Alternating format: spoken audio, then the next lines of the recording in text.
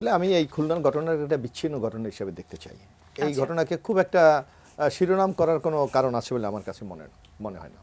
কারণ আপনি দেখবেন বিগত ৬ মাস আমরা ১৫টা বছর একটা স্বৈরাচারের বিরুদ্ধে আন্দোলন করেছি, একটা ফ্যাসিস্টের বিরুদ্ধে আমরা সংগ্রাম করেছি।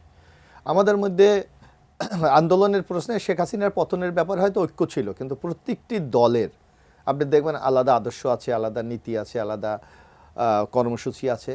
সুতরাং এই ক্ষেত্রে ভিন্নতা থাকতেই পারে। এবং গতকালকের ঘটনাটা আমরা লক্ষ্য করেছিলাম খুব তুচ্ছ একটি ঘটনাকে কেন্দ্র করে।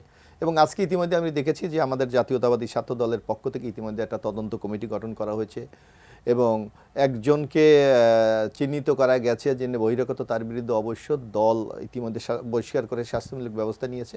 সুতরাং বিএনপি অত্যন্ত আন্তরিক যে কোনো এই ধরনের ঘটনার থেকে যাতে আমরা আগামী দিনে নিজেদেরকে মুক্ত রাখতে পারি, সেই জন্য আমরা কিন্তু সবাই তৎপর। ব্রেকফাস্ট, টিফিন কিংবা স্ন্যাক টাইমে মজাদার আয়োজন মানে অল টাইম ব্রেড।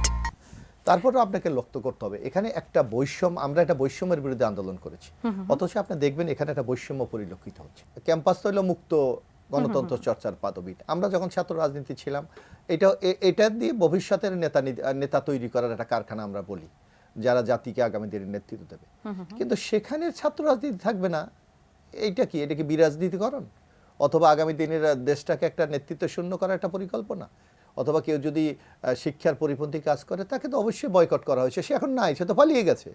কিন্তু আপনি এই সকল শিক্ষা প্রতিষ্ঠানগুলিতে আগামী দিনের বাংলাদেশের আপনার গণতান্ত্রিক শিক্ষিত নাগরিক আপনি তৈরি করবেন। সেখানে যদি সে গণতান্ত্রিক মতামত প্রকাশ করার জায়গাটা না থাকে, তাহলে আগামী দিনে আপনি কি নেতৃত্ব পাবেন?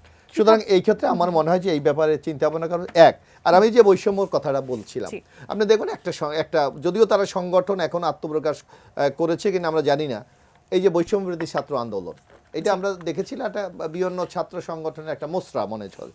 তারা সবকিছু করতে পারবে, অন্যরা কেন পারবে না?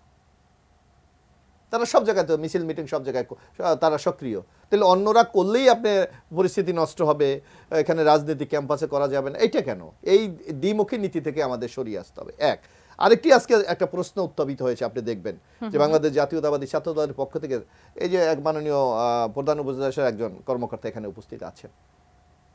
আপনি যখন মাননীয় প্রধান উপদেষ্টা যখন উনি রাজনৈতিক দলগুলিকে আহ্বান করেন, কোন ছাত্র সংগঠনকে সেখানে আহ্বান করা হয় না, শুধু একটা সংগঠনকে আহ্বান করা হয়, বৈষম্য ছাত্র আন্দোলন। এখানে এই বৈষম্য কেন? তাহলে অন্যরা কি আন্দোলনে অংশগ্রহণ করে নাই? অন্যদেরকে কোনো ভূমিকা নাই না? বিশেষ একটা গোষ্ঠীকে পৃষ্ঠপোষকতা দিয়ে আগামী দিনে কোন একটা রাজনৈতিক শক্তি তৈরির জন্য চেষ্টা চালা হচ্ছে, এই প্রশ্ন কিন্তু সর্বত্র আলোচিত। যারা বৈষম্যবিরোধী ছাত্র আন্দোলনের নেতৃত্বে ছিলেন অথবা সমর্থক ছিলেন, তাদেরই একটা রাজনৈতিক শক্তি কিন্তু এর মধ্যে আত্মপ্রকাশ করেছে, নাগরিক কমিটি। তাদেরকে কিন্তু তারা আমন্ত্রণ জানানো হচ্ছে, এবং নাগরিক কমিটিতে যারা আছে তারাই বৈষম্যবিরোধী ছাত্র আন্দোলনের নেতৃত্বে ছিলেন বা এর সমর্থক ছিলেন। তাহলে আপনি এখানে ডাবল স্ট্যান্ডার্ড হয়ে যান। একদিকে আপনি বৈষম্যবিরোধী ছাত্র আন্দোলনকেও বলছেন, অন্যদিকে নাগরিক শক্তিকে বলছেন। এখানে আমার মনে হয় যে অন্য ছাত্র সংগঠনগুলির উপর সুবিচার করা হচ্ছে বলে আমরা মনে করি না।